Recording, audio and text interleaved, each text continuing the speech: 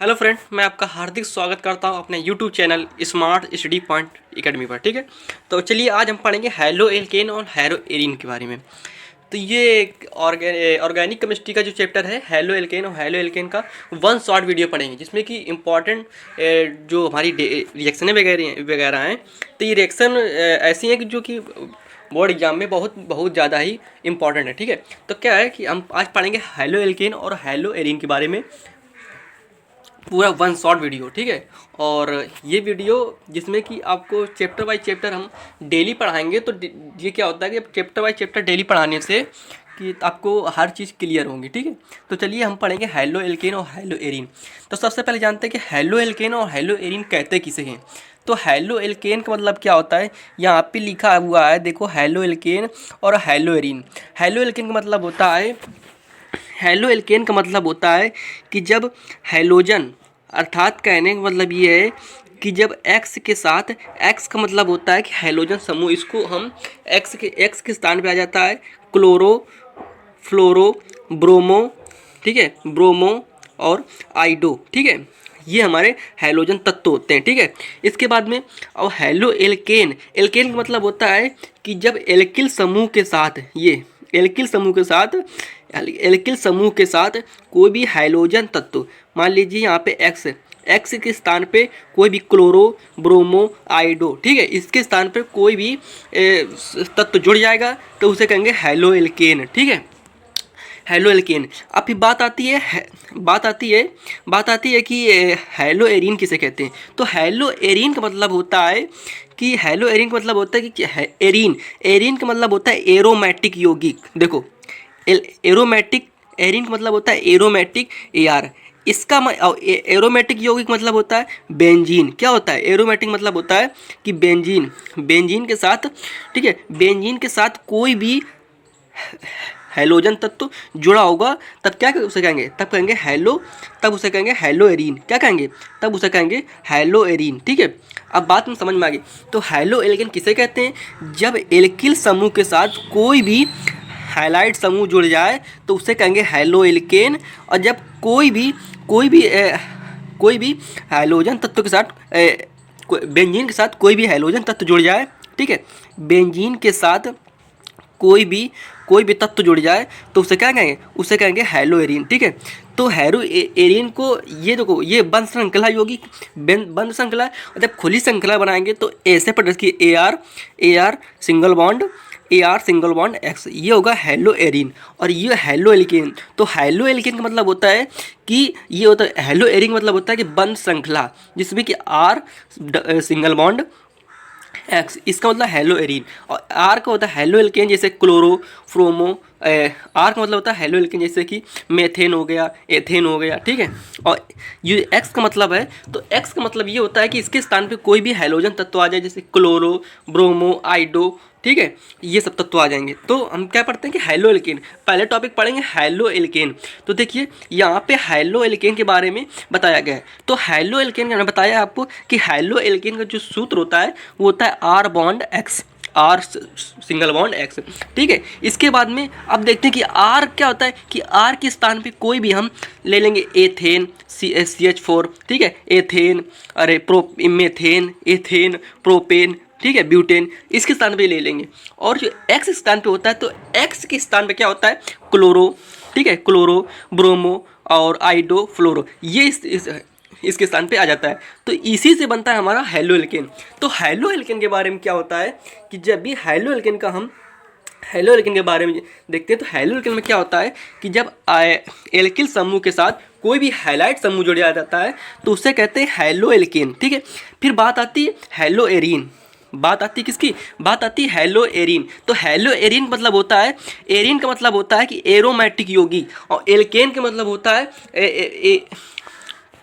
क्या कहते हैं, एरीन का मतलब होता है कि एरोमेटिक यौगिक, जैसे कि ए आर। ठीक है, ए आर, और ए आर के साथ क्या होता है कि कोई भी हैलाइड समूह जुड़ जाए उसे कहते हैं, क्या कहते हैं, एरीन, हैलो एरीन कहते हैं। और एरीन का मतलब होता है इसके स्थान पे क्या जाता है, बेंजीन। ठीक है, बंद श्रृंखला, बंद श्रृंखला। अब इतना याद रखो कि जब भी आर एक्स दे जाए, कभी आर एक्स दिखे, R bond single, R bond x, R bond x दिख जाए तो इसे समझना हेलो क्या कहते हैं, इसे कहते हैं हेलो एल्केन। क्या कहते हैं, इसे कहते हैं हेलो हेलो हेलो एल्केन कहते हैं। क्या कहते हैं, हेलो एल्केन कहते हैं। ठीक है, हेलो एल्केन कहते हैं। और कभी आपको दिख जाए कि आर अर्थात बेंजीन के साथ कोई भी हाइलाइट समूह जुड़ जाए, जैसे कि ये मान लीजिए यहाँ पे एक बेंजीन हम बना रहे हैं और बेंजीन के साथ कोई भी हमारा एक्स समूह अर्थात हाइलाइट समूह जुड़ जाए, और हाइलाइट समूह के स्थान में आपको पहले ही बता दिया है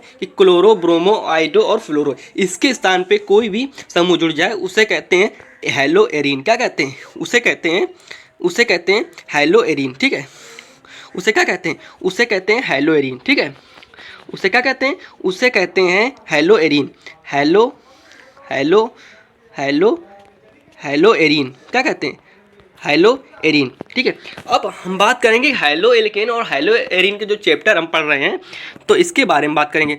तो पहली जो रिएक्शन आती है कि हेलो एल्केन बनाते कैसे, तो हेलो एल्केन बना रासायनिक समीकरण जो होता है हेलो एल्केन का, तो पहला जो समीकरण होता है कि जब हम एथिल एल्कोहल को, किसको, जब एथिल एल्कोहल का एथिल एल्कोहल ले लो या फिर मेथिल एल्कोहल ले लो, ठीक है, कोई भी एल्कोहल है, तो यहाँ पे हमने ले लिया है मेथिल एल्कोहल। जब मेथिल एल्कोहल को फास्फोरस पेंट्राक्लोराइड के साथ अभिक्रिया कराते हैं, इसके साथ फास्फोरस पेंट्राक्लोराइड के साथ अभिक्रिया कराते हैं तो मेथिल क्लोराइड बनता है और फास्फोरिक ऑक्सी क्लोराइड बनता है और HCl बनता है, इसे बोलते हैं हाइड्रोक्लोरिक अम्ल। ठीक है, तो क्या बनता है कि जब हम मेथिल एल्कोहल के साथ क्या होता है कि जब भी हम मेथिल एल्कोहल के साथ हम फास्फोरिक पेंट्राक्लोराइड की उपस्थिति क्रिया कराते हैं तो हमारा मेथिल क्लोराइड और फास्फोरिक ऑक्सी क्लोराइड बनता है और HCl बनता है। ठीक है, इसके बाद में हम पढ़ेंगे, क्या पढ़ेंगे, ये हमारी पहली रिएक्शन हो गई जिसमें कि हम यहाँ पे हेलो एल्केन, तो क्या होता है कि जब हम मेथिल एल्कोहल को फास्फोरिक पेंट्राक्लोराइड के साथ क्रिया कराते हैं तो मेथिल क्लोराइड बनता है और फास्फोरिक ऑक्सी क्लोराइड और HCl बनता है। ठीक है, इसके बाद में दूसरी रिएक्शन जो आती है, दूसरी रिएक्शन क्या होती है कि जब भी हम एथिल एल्कोहल को, ठीक है, पहली रिएक्शन जान गए हेलो एल्केन बनाने की जो पहली विधि है वो हम जान गए। दूसरी विधि जो आती है बनाने के लिए हेलो एल्केन, तो जब भी हम मेथिल एल्कोहल को HCl की उपस्थिति में ZnCl2, ठीक है, जब हम मेथिल एल्कोहल को, ठीक है, जब भी हम मेथिल एल्कोहल CH3 यहाँ पे CH3OH और HCl इसके साथ में क्रिया कराएंगे तो यहाँ से क्या होता है, यहाँ से हमारा जल निकल जाता है, इसे बोल देते हैं ऑक्सीकरण बोल देते हैं। ठीक है, अरे जल अपघटन करिए बोल देंगे। ठीक है, तो इसका होता है कि जब भी हम मेथिल एल्कोहल को HCl से क्रिया कराएंगे तब हमारा किसकी उपस्थिति में ZnCl2 जिंक क्लोराइड की उत्प्रेरक की उपस्थिति में क्रिया कराएंगे तब मेथिल क्लोराइड और जल बनेगा। ठीक है, इसके बाद में इंपॉर्टेंट जो रिएक्शन आती है इसके बाद में नाभिक रागी प्रतिस्थापन क्रिया। ठीक है, न्यूक्लियोफिलिक सब्स्टिट्यूशन रिएक्शन। ठीक है, नाभिक रागी प्रतिस्थापन अभिक्रिया। तो नाभिक रागी प्रतिस्थापन अभिक्रिया जो होती है वो क्या होती है कि ये नाभिक रागी अभिक्रिया जो होती है तो ये दो प्रकार की होती है। पहली नंबर होती है एक अणु का अभिक्रिया होती है, एक अणु नाभिक, और दूसरी होती है द्विअणु नाभिक। ठीक है, एक अणु जो नाभिक अभिक्रिया होती है उसे बोलते हैं SN1 अभिक्रिया और दूसरे होते हैं SN2 अभिक्रिया। ठीक है, तो एक अणु अभिक्रिया जो होती है, एक अणु अभिक्रिया जो होती है क्या होती है, एक अणु की क्रिया होती है कि क्या होता है, देखो इसमें लिखा हुआ है कि एक अणु की क्रिया किसे कहते हैं कि यह क्रिया में 2 चरणों में पूर्ण होती है। ठीक है, सबसे पहले ये जो SN1 क्रिया होती है ये 2 चरणों में पूर्ण होती है। पहले चरण में क्या होता है कि जो पहले चरण में क्रिया होगी वो बहुत धीमी गति से क्रिया होगी। ठीक है, और दूसरी जो चरण में होगी वो बहुत तीव्र गति में क्रिया होगी। ठीक है, तो SN1 क्रिया में ये 2 बातें याद रखना कि जो पहली क्रिया जो होगी वो 2 चरणों में पूर्ण होगी, और दूसरी बात ये होगी कि जो पहली क्रिया होगी वो धीमी गति से होगी और जो दूसरी क्रिया होगी वो तीव्र गति से क्रिया होगी। ठीक है, तो पहले क्रिया में हम जब 3 डिग्री क्लोराइड कार्बन को क्या कहते हैं, 3 डिग्री क्लोराइड, ठीक है, 3 डिग्री क्लोराइड को 3 डिग्री कार्बन के साथ उपस्थिति में किसकी धीमी गति से क्रिया कराएंगे तब हमारा धनायन कार्बन अर्थात मध्यवर्ती कार्बन बनेगा और Cl- बनेगा। ठीक है, और इसके बाद में, ठीक है, इसके बाद में क्या करेंगे कि जब दूसरी बार रिएक्शन कराएंगे किसके, इसी के अपक्रिया, ठीक है। ये जो बॉन्ड बना है मध्यवर्ती, ये बना हुआ है, इसी पर ये दोबारा हम कराएंगे किसके, तीव्र गति से कराएंगे। जब तीव्र गति से कराएंगे तब हमारा क्या बनेगा, तृतीयक अल्कोहल। और इसका मतलब होता है तृतीयक अल्कोहल जब बनेगा, जब तृतीयक अल्कोहल बनेगा तो ये हमारी रिएक्शन पूर्ण होती है। फिर reaction of rate of reaction, अपक्रिया का जब वेग निकालेंगे, ठीक है, तो वेग बराबर होता है के, अब ब्रैकेट के अंदर हो जाएगा R माइनस एक्स, ठीक है। ये अपक्रिया का वेग हो गया। तो जो इंपॉर्टेंट क्रिया है वो SN1 और SN2 क्रिया है, ठीक है। इसके बाद मतलब द्विअणु की क्रिया। तो द्विअणु की क्रिया में क्या होता है कि द्विअणु क्रिया जो होती है वो एक चरण का होती है, पूर्ण होती है, ठीक है, एक चरण पूर्ण होती है और यह संक्रमण अवस्था बनाता है। जो SN2 क्रिया होती है वो क्या होती है कि ये एक चरण में पूर्ण होती है और संक्रमण अवस्था बनता है, और नाभिक राखी जो होता है वो पीछे क्या करता है, आक्रमण करता है, ठीक है। तो पहले नंबर होते हैं कि जब भी हम किसको, जब भी हम मेथिल क्लोराइड को, ठीक है, जब भी हम एथिल क्लोराइड को किसके OH हाइड्रोक्सी के साथ OH के साथ क्रिया कराते हैं तब ये संक्रमण अवस्था बनता है, ठीक है। इसका मतलब ये होता है, यहाँ पे देखा होगा कि OH डॉट डॉट और यहाँ पे Cl डॉट डॉट। इसका मतलब होता है कि यहाँ से OH धीरे धीरे हट रहा है और यहाँ से Cl धीरे धीरे हट रहा है, OH धीरे धीरे मतलब कि क्या जुड़ रहा है। तो यहाँ से जो क्रिया ये दिखाई गई है, ठीक है, ठीक है। इसके बाद में क्या होता है, पूर्ण अपक्रिया ये हमारी हो जाती है, ठीक है। पूर्ण अपक्रिया Cl हमारा हट जाता है, ठीक है, Cl माइनस हट जाता है और ये जो OH माइनस है ये जाके जुड़ जाता है, ठीक है। तो यहाँ पे SN2 अपक्रिया हो गई। फिर जो होती है अपक्रिया की दर। तो अपक्रिया की दर क्या होती है, अपक्रिया की दर ये होती है कि के बराबर ब्रैकेट के अंदर R माइनस एक्स और यहाँ पे न्यूक्लियोफिलिक आ जाता है, ठीक है, क्योंकि द्विअणु है। फिर आते हैं फिर दूसरी अपक्रिया आती है तीसरी अपक्रिया आती है विलियमसन संश्लेषण अपक्रिया। विलियमसन अपक्रिया बोल देते हैं, सीधे बोल देते हैं विलियमसन अपक्रिया, ठीक है। इसे विलियमसन अपक्रिया बोल देते हैं, या इसको भी बोल देते हैं किसको, इसको बोलते हैं ईथर बनाने की रासायनिक क्रिया भी बोल देते हैं। ईथर बनाने क्या बोलते हैं, रासायनिक क्रिया। जब भी हम एथिल क्लोराइड को सोडियम एथॉक्साइड के साथ क्रिया कराते हैं तो डाई एथिल ईथर बनता है, या बोलते हैं डाई एथिल एथॉक्साइड, ठीक है, और NaCl बनता है, ठीक है।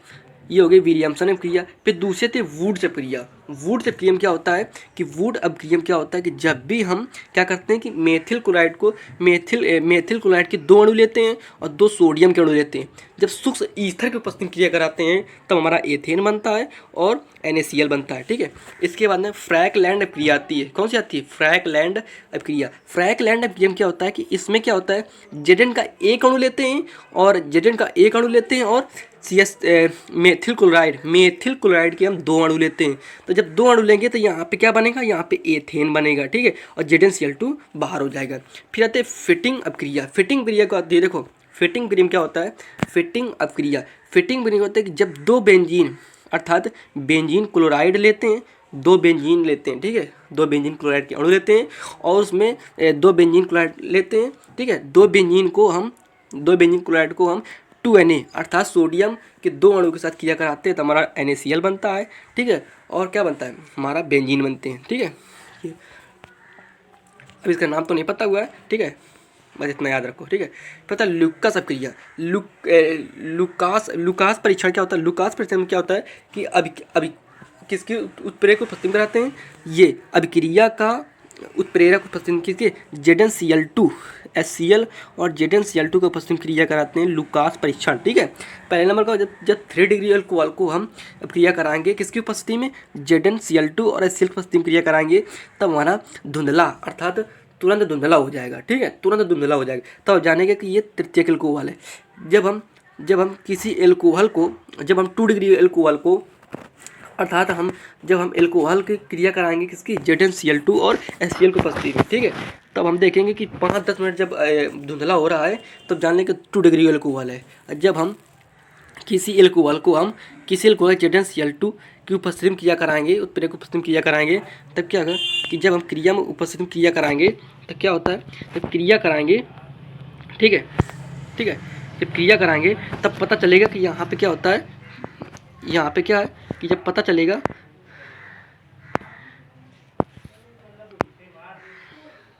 पता चलेगा कि यहाँ पे क्या होता है कि 1 दिन या 2 दिन लग जाते हैं। ये मान लो क्या है, ये मान लो कि हमारी वो प्रक्रिया है, वो उसको क्या कहते हैं, ये लुकास परीक्षण। तो ये हमारा पूरा हेलो एल्केन और हेलो एरिन संबंधित इंपॉर्टेंट रिएक्शन हो गई, यही पूरा आता है। ठीक है, तो यही भी जान लो कि ये हेलो एल्केन और हेलो एरिन के बारे में यही दो, एक पहला चैप्टर है, ये 1 शॉर्ट वीडियो है। आपको ने पढ़ा है कि हेलो एल्केन बनाने की विधि होती है, हेलो एल्केन बनाने की ये विधि होती है। ठीक है, इस वीडियो को आप याद रखना।